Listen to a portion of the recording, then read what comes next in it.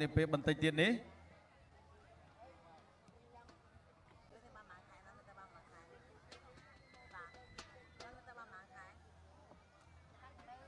បាទតំវ័យ15 16ឆ្នាំខ្សែក្រវ៉ាត់5 6ហើយចុះរំលំវ័យ80ទៀតតើខ្សែក្រវ៉ាត់ប្រមាណទៅគូរម៉ាក់បាទ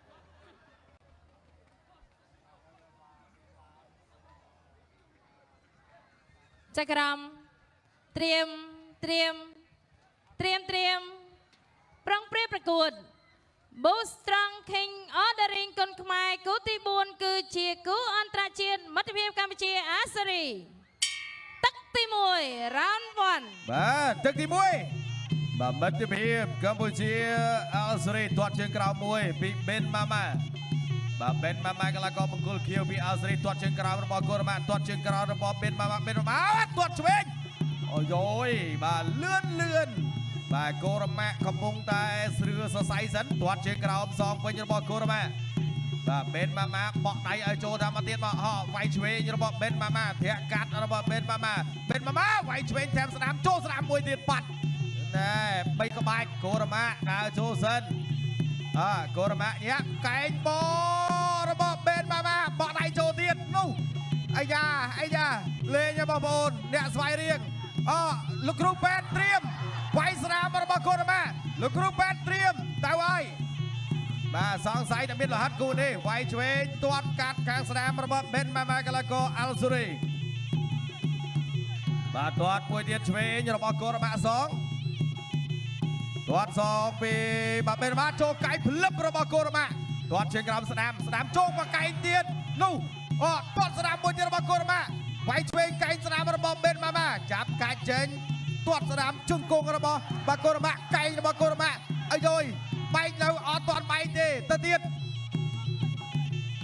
បាទសុំដកបន្តិចសិនបេនម៉ាម៉ាទាត់ឆ្វេងរបស់កូរ៉េម៉ាមួយភឹងបក់ដៃទៀតបាទកូរ៉េម៉ាសេរីកន្លែងណាកន្លែងនេះទាត់ជើងក្រោមរបស់បេនម៉ាម៉ាទៅអើយកែងបាត់របស់កូរ៉េម៉ាជង្គង់កូរ៉េម៉ា 1 2 3 4 5 6 7 8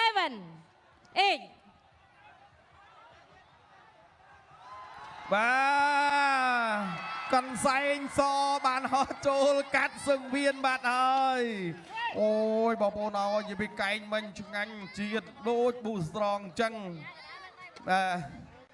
កន្សែងហោះចូលរិញបាត់ហើយ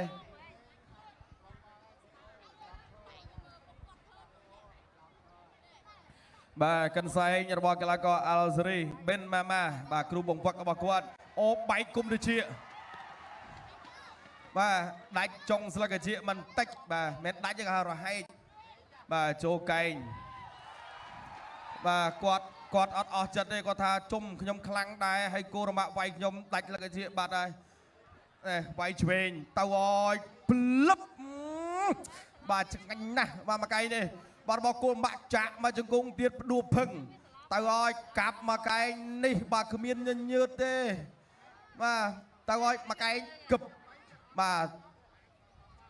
គឹបមកកែងចាក់មកគង់ទៀតកន្លែងនេះអត់ត្រូវផងបាទចូលមកកែងហ្នឹងគាត់ស្រុតទៅបាត់ហើយបាទបាទវាយបក់ដៃមានណាកូរ៉េម៉ាគាត់ដេញវាយមែនតែនបាទអត់ទេបាទកីឡាករបេនម៉ាម៉ាមិញគឺល្អចង្វាក់របស់គាត់លឿនតែដល់ពេលកូរ៉េម៉ាយើងនេះលឿនជាងបាទអូថ្មិញមាសទៀតមិនដែរកុយបាទនិយាយម៉ាត់សិនមើលបាទអារម្មណ៍សប្បាយរំភើបដោយសារខ្ញុំបានឃើញពុកម៉ែបងប្អូននៅក្រុងបាវិតខេត្តស្វាយរៀងនេះគឺបានមកចូលរួមទស្សនាយ៉ាងច្រើនកកកធ្វើឲ្យខ្ញុំ